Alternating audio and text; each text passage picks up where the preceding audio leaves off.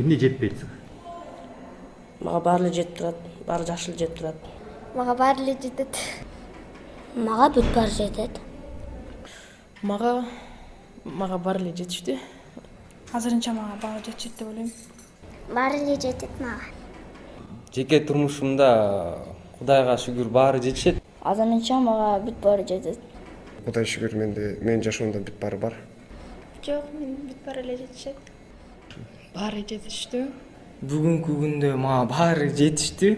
Лежит наш чабан на зеленом и пасет баранов. К нему подходит это представитель международного общества и международных доноров, говорит: ай, сен эмне биякта жатасың? Он говорит: а чё, эмне сага керек? Ай, кичине движение кылбайсыңбы? Кайсы движение? Ой, иштебейсиңби? Анан иштесең акча болот. Анан акча болсо машинең болот. Машинең болсо дагы жаңы үй аласың. Анан буюрса депутат болосуң. Анан жыргап тиги жайлоого барып эс аласың. А тиги айтып атат: ай, Мако, мен азыр эмне кылып атам? То есть вот этот пример, он говорит о том, что в нашей стране все есть. То есть мы просто не видим то, что у нас лежит буквально под ногами. Мы не оцениваем тот потенциал, то богатство, которое у нас есть.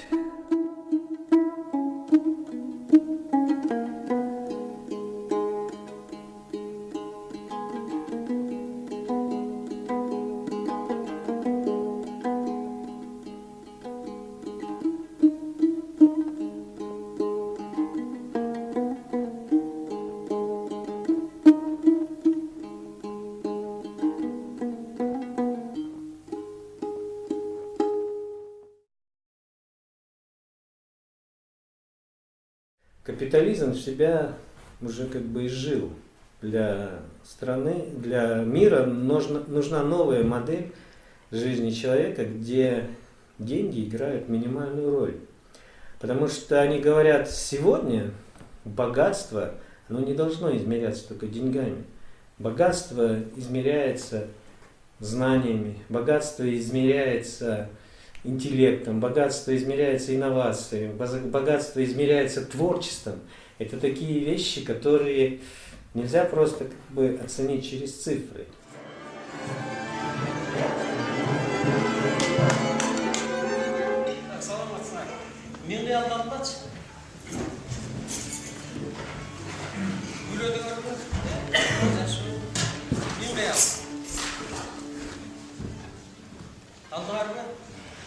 Баштан баштабайын. Колго карап, макулбу, колго карап. Өзгөрчү ойдобогунда колго карап. Баштан начали.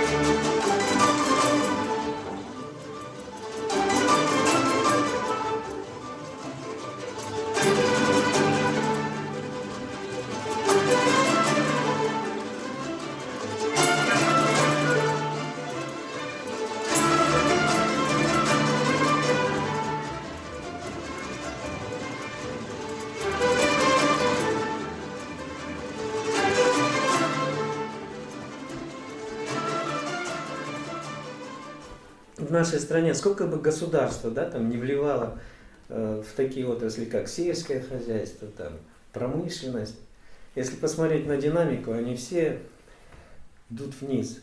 А такие сферы, как услуги, да, они развиваются, уже почти 50% ВВП, и там государство вообще ничего не вливает. Это люди сами инвестируют в себя, оно само развивается, они работают в кайф.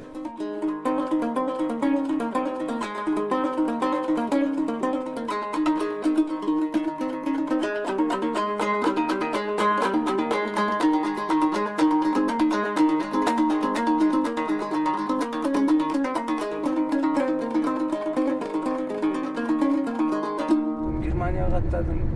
Германия ең алыс ушу Бельгияга чейин бардым. Аяка 3 жыл, 4 жылга чейин каттадым, 4 жылга жакын.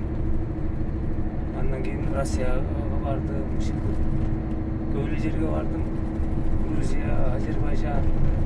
Балдар айтат, үйдө отур дейт, эми үйдө отурганда болбойт экен, көнүп калган кийин.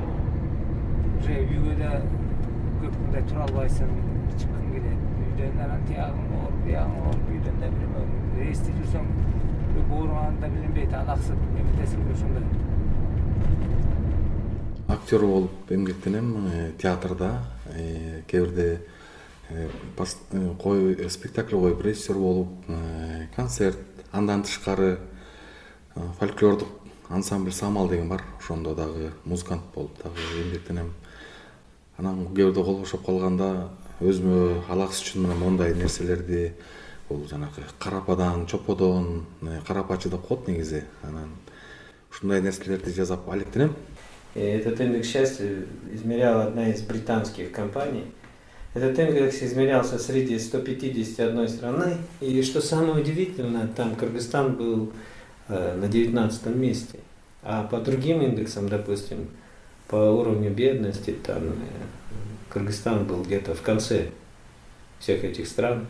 Мне казалось, что мы все несчастные, такие бедные. Вот. Ну, что здесь делать, да, в нашей стране? Что-то как-то здесь все что-то не клеится. И после того, как я объездил нашу страну, во-первых, я вернулся очень счастливым. Вот для меня лично джергализм — это ощущение того, что ты живешь в среде, на земле, вот, в конкретном месте, которое может нравиться очень многим людям. Значит, вот у жены там родственник, у тебя в Иваново, она из Иванова, там есть. Друзья у тебя есть там в России. Значит, а что ты туда не едешь? Я говорю, я здесь родился, и лучшей земли, чем кыргызская земля, я не знаю. Особенно, я люблю Иссык-Куль, когда мне очень плохо, когда я заболел, я еду на Иссык-Куль.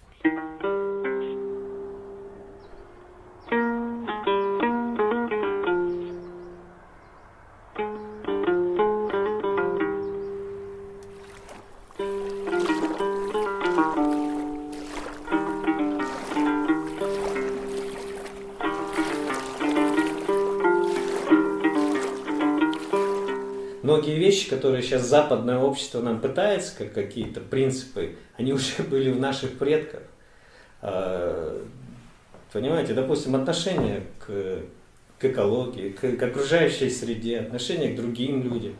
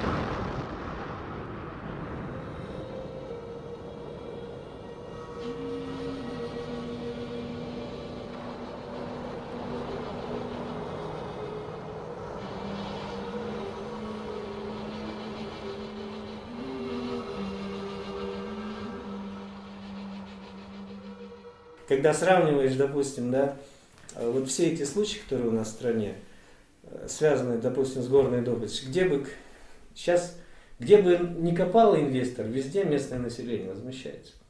Концепция должна быть из одной строчки. Не копать в горах, а отдыхать.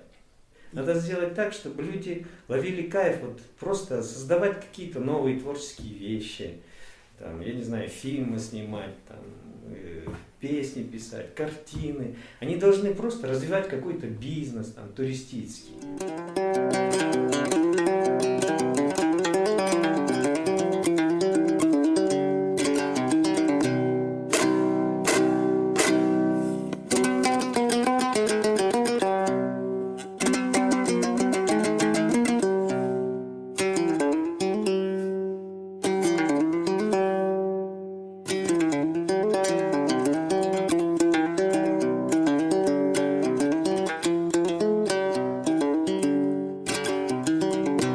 Зачем наша страна, маленькое государство, должна идти по пути развитых стран, которые сейчас в тупике? Зачем нам идти? Ну, я понимаю, рыночный, может быть, надо найти тот путь, который идет на опережение, свой путь. Не надо их догонять, найти свой путь.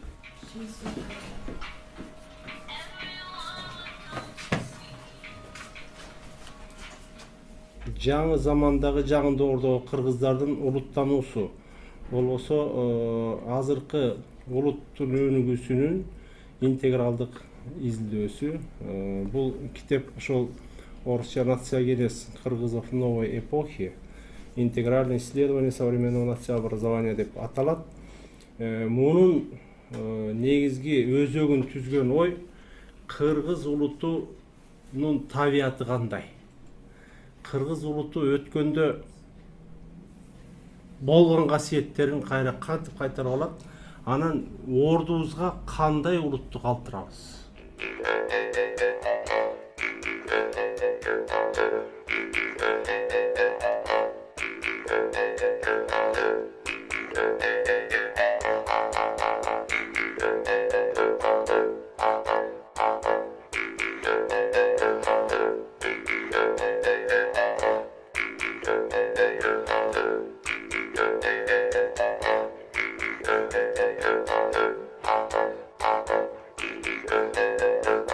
Есть такая фраза, мне она очень понравилась. Если ты хочешь оценить свое богатство, ну, оставь только то, что ты что ты не можешь купить с помощью денег. Понимаете? Вот эта фраза, она говорит, что страна должна оцениваться без денег. И здесь политика достоинства где-то должна быть. Потому что деньги, они портят наших людей. И много очень этих примеров, когда люди счастливы и без денег. Им нужно что-то такое необходимое. Просто там поговорить с матерью, с отцом, позвонить. Она же не просит у тебя деньги. Просто гомуль. Обычный гомуль нужен. Ну, байчем, аты Еза. Авшкамат азаткан 75-жылдан бери жашап келатабыз чогуу. Бұл неберем, өзімден оğlumдун баласы неберем. 5-те өзі. Бұл қызымдың баласы неберем. Бұл аты Еркайым. Бұл болса Нұралы. Қызымды, ұлы қызымдың баласы. Андан кейіnkisi Диана. Андан кейінki кичүүсү Адеми. Көп кыйынчылыктарды көрдүм деп айтып келет да. Кыйынчылыктарды көрдүк. Согуш убагында ошо күнү түнү ошо носки токучубуз дейт. Анан бул киши чыккан агынан сыныгы да бар да. Темир жол чабылып атканда темир жолдо иштептир бул киши. Ошондо ошо согуш убагында, согуштан кийинки жылдары го. Ошол убакта көп кыйынчылыктарды көрдүк деп айтып өзү эскерип калат да. Анан Үркүнгө барганын айтат. Бир эле арман ошо төрөгөн кызым чарчап калды, ошо 3кө чыкканда чарчап калыптыр. Үркүнгө баргандан эсептеген ошондо канча жашта элем деп айтат негизи. Өзү бир 20дан өтүп калгам деп айтат. 25тен өткөм деп бир айтат. Такты эле билбейт го. Ушу биздин эмебиз боюнча 25-28 жаш курагында болуш керек ушу Үркүндө. Ал жакта 3 ай жүрүп келишиптир чоң атакы. Эмне арманыңыз бар? Бул жашоого арманың барбы? Болду эле, карлык эле Анан кыймыл келбей момунтип жатып калган анан эми. Жаш жагынан болдан эми. Арманың барбы, жокпу? Арманым жок деп эле, же барбы? Мен жок деди. Жок болбогон эмне болот? Кечки жок деди. Эми баланы эми бала берме. Эгерде кыймыл берсе, кичинекей бада кыймылдап турсаңыз, дагы жашагыңыз келеби? Дагы жашап бир 50-60 жылга жашагың келеби? Ким жашат? Ким билет дейди, 50 бир жыл жашайсың десе ким билет дейди.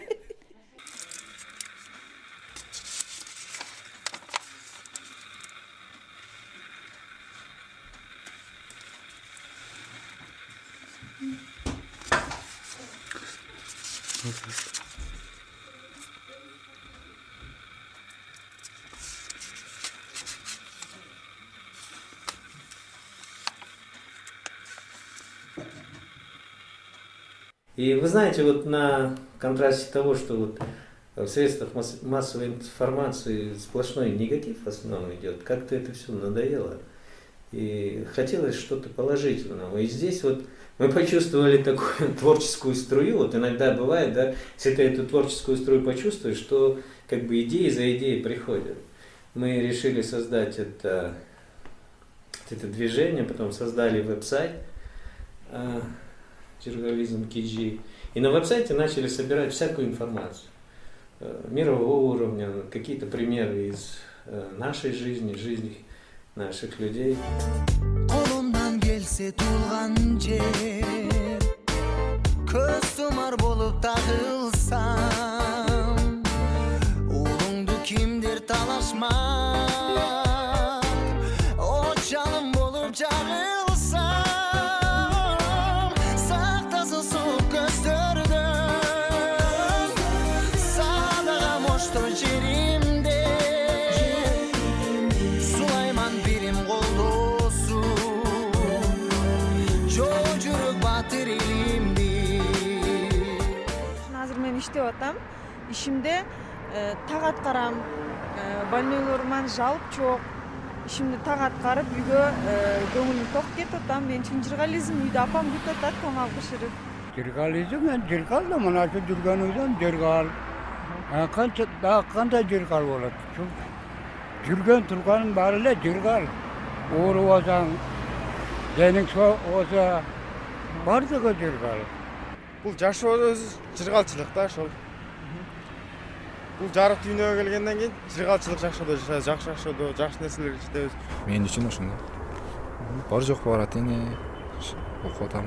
Башка студенттерге караганда мен өзүм ата-энем менен жашаганым өзүм үчүн ошол журнализм деп ойлойм. Мындай жетишерлик деле жашоо, өзүң мындай ачка калбайсың, кийимиң деле бүтүн эле, бирок эмнегедир бир нерсе жетишпей аткандай боло берет да баары бир. Күйөө жетишпей атабы? Күйөө чындыгында жетишпей. Бала жок. Үйүңдө семьяң тынч, бала чакаң тынч болсо ошол журнализм болуш керек. Ата-энем бар, тууган урттарым бар. Ошолор менен чогуу биргемин, досторум бар. Ошолор менен биргемин, жашоо бирге сүрүп атам, ошол мен үчүн журнализм да. Ушул бар жогун түгөл болуп турса, мына иштеп аткан бюджетниктерге айлыктуу убагында берип турса, биздин мектепте эч кандай проблема болбосо, ошол журнализм ошол. Мен түшүнүм боюнча бул элдердин жакшы турмушка жетишүүсү, биринчиден ден соолук. Алардын үй бүлөсү болсо, ал жыргал жашоодо жашаган деп эсептейм. Журнализм деген ошо өзүң ата-энеңдин койнунда, туугандарың менен өз жериңде кийимиң бүтүн, ошо жашасаң, ошо мен үчүн журнализм деп ойлойм. Мен журнализм жашоодо жашадым деп эсептейм өзүм.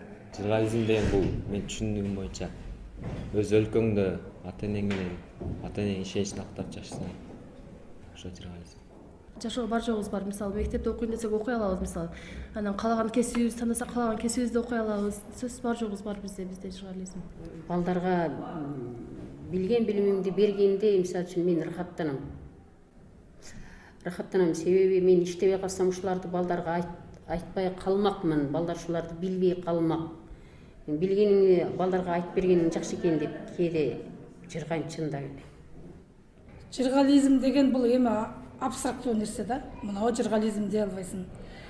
Кейде ошо жыргалдын баасындагы убагында байкай албай каласың да, качан өтүп кеткенин ошол мезгил жыргал экен деп каласың. Анан ишиңен рахаттап, мен үчүнчү кээде апамдын жанында отурганым деле жыргал мисалы азырчы. Жыргализмде мен бул жарыкчылык дүйнөгө келгенден кийин бала чакаң тынч болсо, балдардан тынсаң, ден соолук берсе, заманыбыз тынч болсо, анан кийин ошо казаның кайнап отуң жайнап дегендей. Бар жоктон тынч болсоң, ошол жыргал.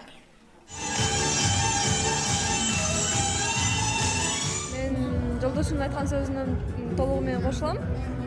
Менин оюм боюнча дагы ошол если адамда, адам баласында ата энеси эң биринчи, жанында бир туугандары жанында болсо, анан сүйүктүү адам жанында болсо, ошол жыргализм. Телеге тегизсең бул кайгапаң жок болсо, телеге тегиз, ошондо жыргал жашоо болот. Мына момчу көпчүлүк чогултуп, элдин батасы тийип атса, бул деген жыргал жашоо болот ошондочу. Мен ойлойм, Кыргызстан жашоосу жыргализм, күнүгө той майрам. Ойлойм, бул жашоо жыргал. Вот. Мен деле кошулам сиздердин, эжекем сиздерден. Ошондой деп ойлойм.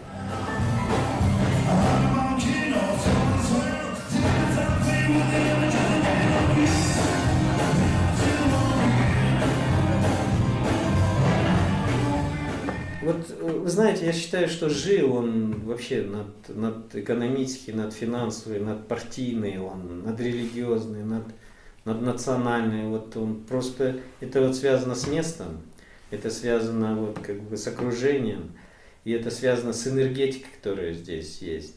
Ну, если как бы мы этот толчок дадим, может и другие страны последуют, может быть мы, я не знаю, изменим мир, но это, конечно, амбиции такие, но...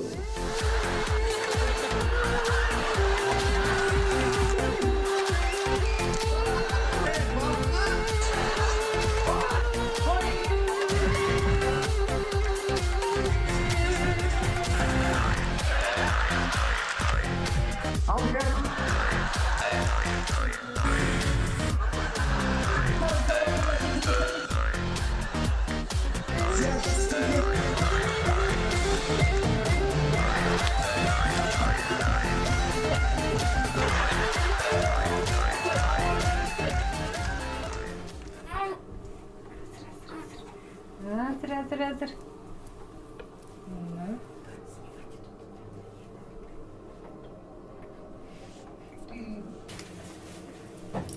Мама, купаться, может, дверь закрыть? Вот. Еще пиджак. Ой. Айдин, тихо. Ой. Айдин, сен бутын су болот эми. Ай, его тосно. Не страшно, видишь, он не плачет, как ты.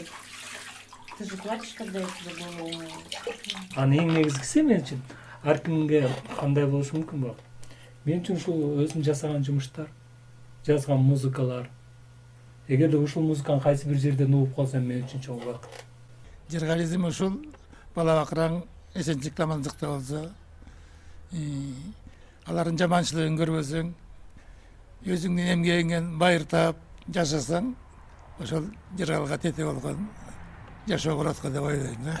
Это все для меня сейчас в настоящий момент, это счастье материнства. Я настолько наслаждаюсь сейчас материнством, что как только я просыпаюсь утром, у меня в первую очередь это улыбка на лице. Я начинаю вспоминать, что в реальность после сна, что я мама, что у меня маленький ребенок, и что я не выспалась или мне сейчас трудно. После родов это все как-то сглаживается. И для меня эти трудности даже счастье на данный момент. Өзүбүздүн гаилелердин турган турпаты, ички дүйнөсү, таза кийингени, басышы, турушу, кылган мамилеси элге таза боло турган болсо, бу дагы болсо бир жыргалып бүтүрөт. Адам дүйнөгө келгенден кийин кызматка жаралат экен. Ошол кызматың элге өтсө, эл сени ушул кызматыңа жараша бааласа, тааныса, анан ошол кызматыңдын үзүрүн өзүң көрсөң, дүйнөдө мындан ашкан жыргал жок.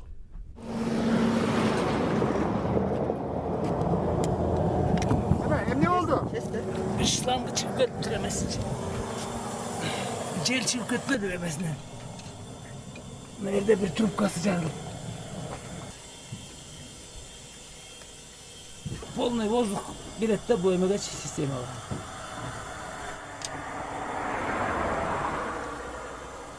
Жиргализм деген эмне? Жиргализм эми кандай бул сынча орусча болуп калабы жиргализм деп? Жок, жиргализм накта кыргызча. Жиргализм турмушум жакшы болсо ошо жиргализм ошо да. Турмуш жакшы анан эми. Жетишиктүү болсо эми болуп атат. Кудайдын буйруган эмеси. Иштесең, тапсаң жиргализм ошо да жумуш болуп турса. Болбосочу? Жумуш болбосо эми кайдан жиргализм болот? Тиягына жетпей атса, биягына жетпесе. Жашоого ыраазычылык барбы? Эми ыраазыбыз да, ыраазы болгону мен эмне дейм, балдарың жакшы болсо, хулиган болбосо ошого ыраазымын. Турмуш жаман эмес, жакшы. Ага тууган, жолдош өрөө баары жакшы ошо менен. Сөзсүз үй бүлө биринчиден. Анан чыгармачылыкта сен жолуңду таппай ошол бойдон кете берсең бул эч качан жыргал менен. Эгерде мен ошол өзүм ойлогондун кичинекей эле учун жаза алсам, мен ошону таптым деп ойлойт болсом, мен ойлобойм же мен дүйнө жүзүнө таанылып же мондай болуп деп жыргалчылык эмес. Ошол өзүм ойлогон ойдун бир 10%, 20% болуп аткарсам дагы аябай жакшы болот эле, жыргал болот эле да мен үчүн.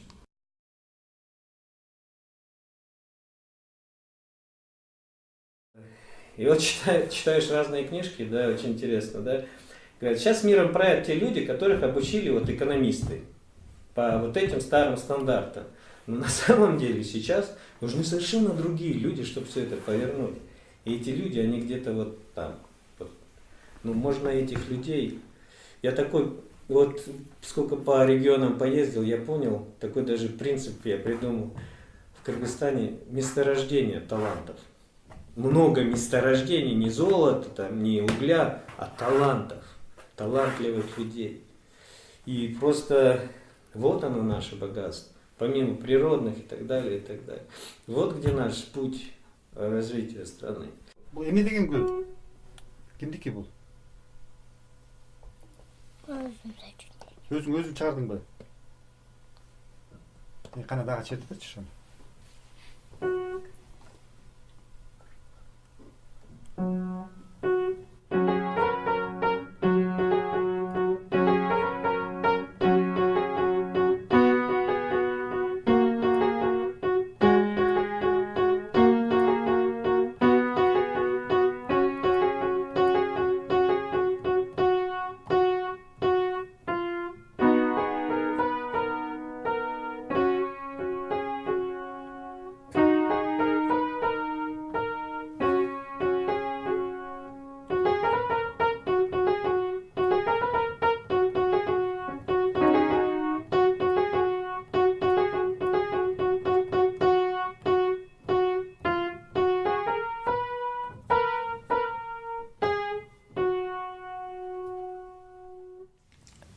Негизи сен өзүңдү киммин деп эсептейсиң?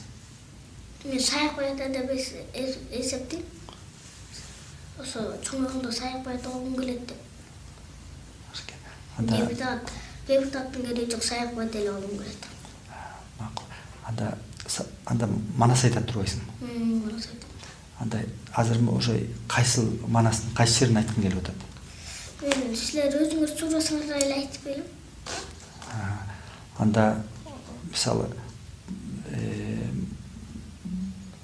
көкөтөйдүн ашына айтып бере аласыңбы? Анда ошондон өзүндө айтып бербейсиң? Айтып берем. Баштай берет.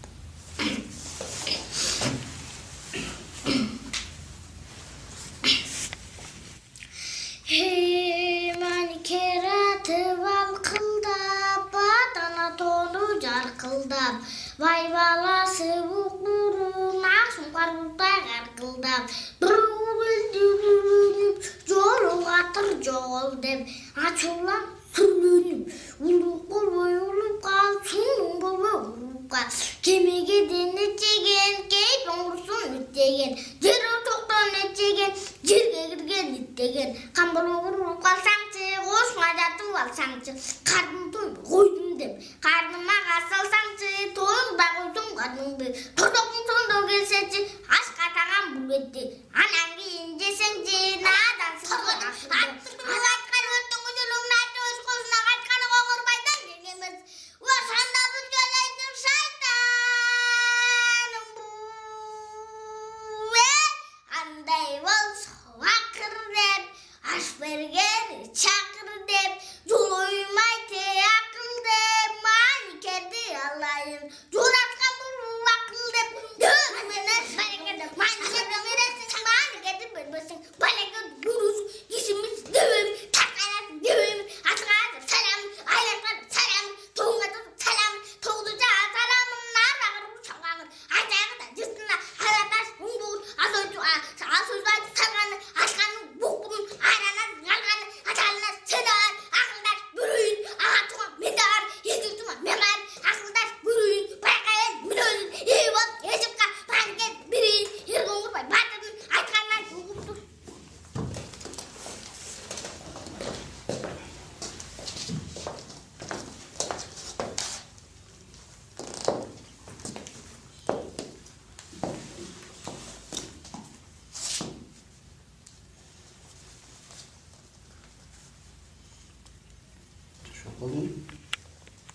Я просто понял, что вот у нас что-то такое есть, какая-то энергетика, которая закладывается нам с молоком матери, с долгим проживанием. Мы ее называли энергетика жить, да? И вот она в любом нашем человеке, гражданине страны, независимо от национальности. И это нас отличает от других людей. Тоже гостеприимство. Недавно вот директор, в смысле, 61-я школа Ефим Борисович Якир, вот имени его, он приезжал и говорит, он сейчас в Нью-Йорке живет. Я, говорит, заметил, вот я сюда приехал, мне сразу молодые ребята выступают в транспорте. Ничего не говорят, просто встают и выступают. Говорит, если в Нью-Йорке там тебе уступят, то ты считаешься слабый, там, неудачник, понимаете? Капиталистическая система, она так построена, что там неудачник всегда должен быть, понимаете? Кайсы кесиңиз узун, же кайсынысы кыска салыштырабыз. Ким келет кыскага? Кел Зора, кел. Кайсынысы узун? 9 сантиметр узун да. Канчадан узун? 5 сантиметрден, э? Азаматсың, отуруңа, жакшы. Да, кийинки кесимди жасабыз балдар.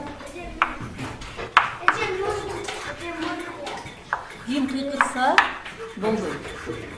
Да, гел Ренат. Гел Ренат. Салыштырабыз. 7 чоң 5тен. Кайсы жерден бата кетирип койду Ренат? 7 чоң 5тен келди, дагы эмне айтыш керек эле? 7 сантиметр чоң 5 сантиметр. 7 сантиметр узун, 5 сантиметр. Жакшы. Эми ортодон жазабыз. Эки амалдуу мисал жазабыз. Мени жакшылап алабыз. Баштайлы. 13.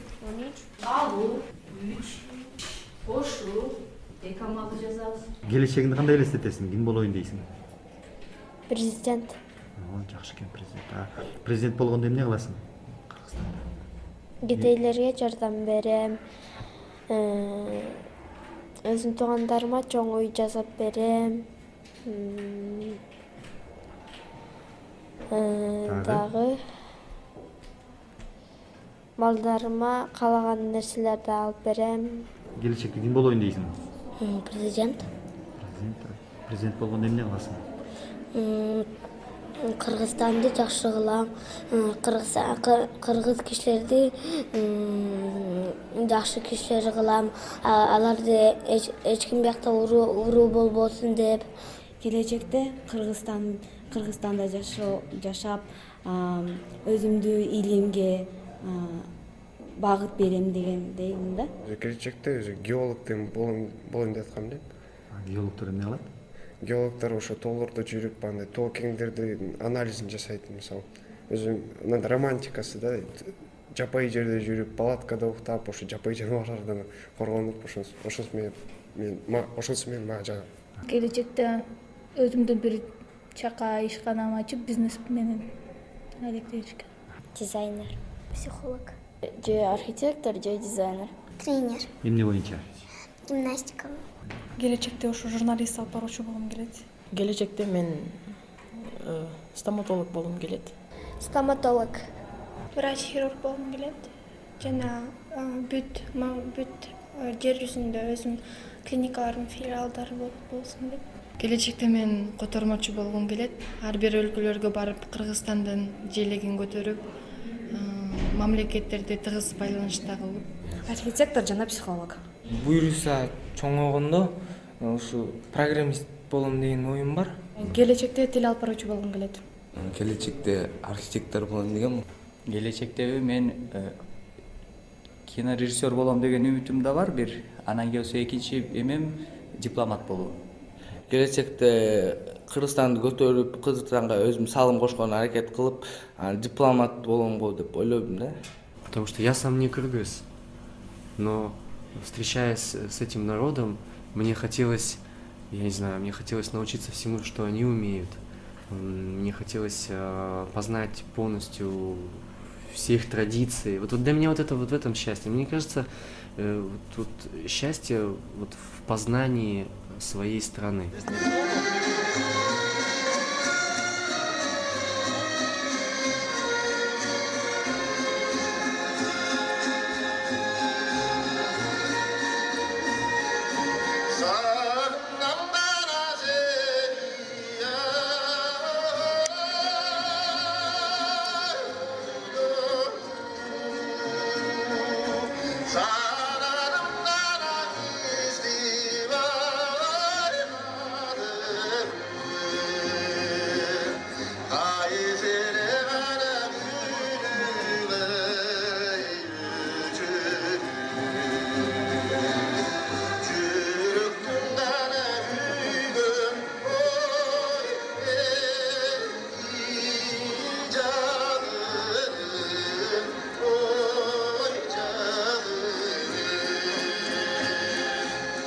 Для меня, я сейчас абсолютно убежден, что у Кыргызстана должна быть новая инновационная модель развития. Инновационная означает, нигде нет такого.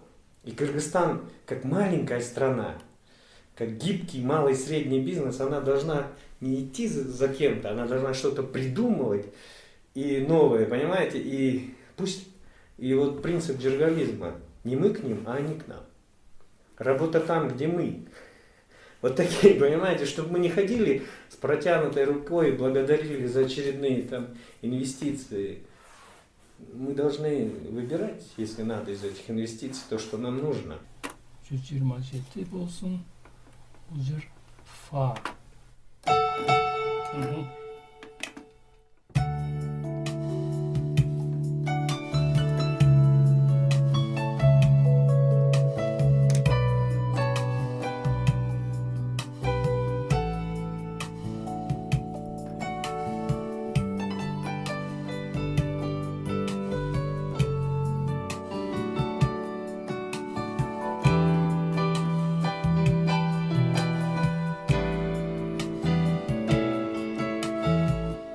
Ушул жерден токтойбуз. Бизде эми калат ошондо скрипкан партиялары. Так, скрипкан партиясын алабыз. Так, bizde 127 болса фортепиано. Ну, давайте 112 пока.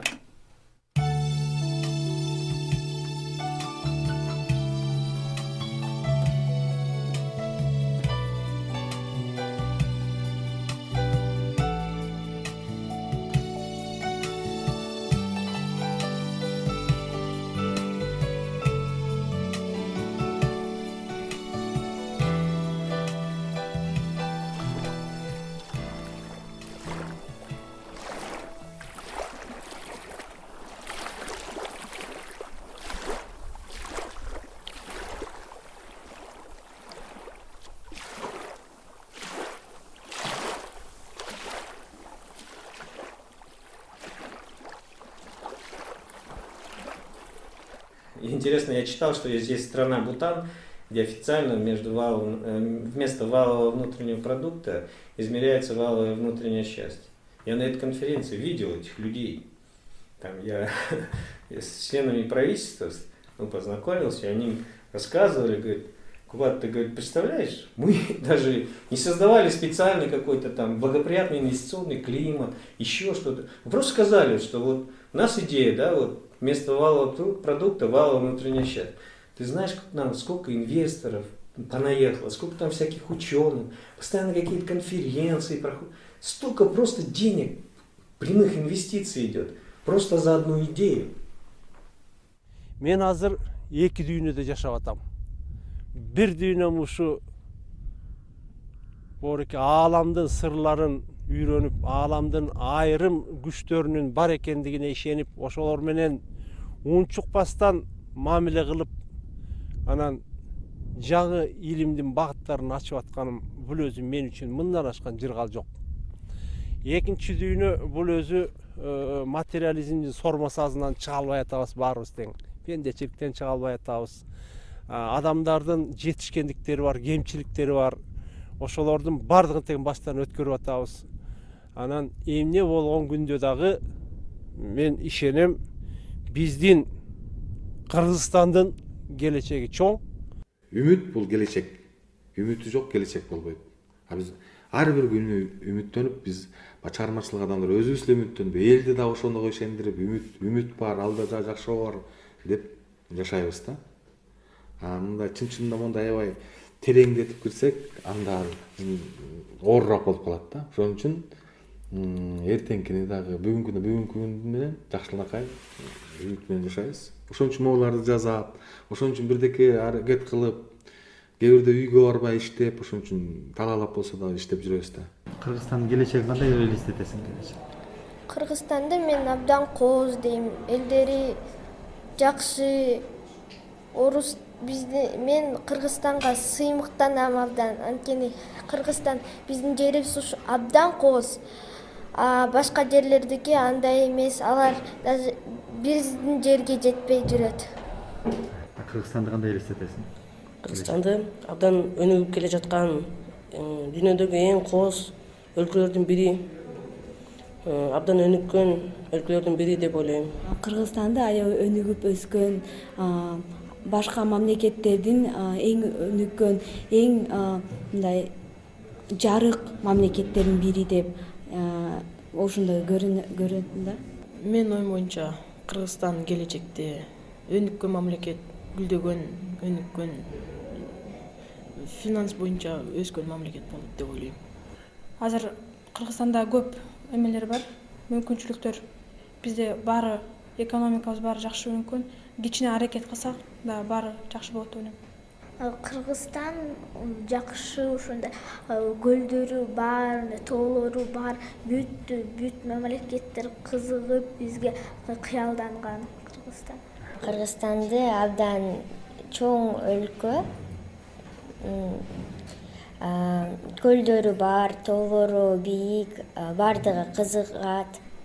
Келечекте эгер биздеги жаштар ар бир ушинтип патриот болуп, көтөргөн аракет кылып, салым кошуп, жанагындай ичип чегип, жаман нерсе кылбаса, өнүгөт го деп ишенем да чын жүрөгүмөн. Келечекте өнүккөн жана бүт жактан биринчи болуп турган мамлекеттердин бири болуп деп көрөм. Анткени биз кичинекей мамлекеттердин бири болгондуктан биз өнүккөнгө аябай мындай оңой жолдору бар да, ошону туура тандаса жакшы мамлекет болот. Эгерде азыркы биздин көз улан мырзалар баарыбыз тең билимге алынып, окууга умтулуп, кандайдыр бир аракеттерди жасаса мамлекет үчүн, ошондо келечек жакшы болот.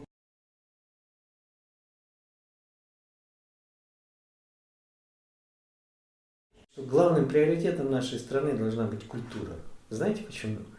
Причем культура это не в обычном понимании нашем, а в таком джергалистском, я называю, потому что культура это политическая культура, культура управления, это деловая культура, которая позволяет экономику развивать без теневого сектора. Это культура отношения других людей, социальная, помогать там слабым и так далее. Это экологическая культура отношений к природе. То есть культура в широком смысле слова. И если вот эта культура в рамках принципов, которые там в наших сказаниях и так далее, она И плюс с учетом того, что мы сейчас наработали, потому что мы это не можем выбрасывать, потому что интернет, технологии, инновации, они помогают вот гармонизировать все эти отношения, понимаете? И я считаю, что вот оно, наше, понимаете? И надо сделать такую страну, чтобы сюда приезжали, чтобы было интересно, понимаете? Если мы построим такую страну, как везде, людям все равно будет, что он приедет там, не знаю, в одну из стран Европы, что в Кыргызстан. Нам надо быть особенными. Мемлекеттин ырайындар булай жашты берди ошентип. Таш көчүрдөн сактасын балдарым. Тайгак жолдон сактасын. Кыргыйлаган жолдон сактасын. Кыйындык өлүмдөн сактасын. Шайтандын зарынан сактасын. Падышанын карынан сактасын. Келечегиңер кең болсун. Үмүт менен билекти кабыл кылсын тилекти.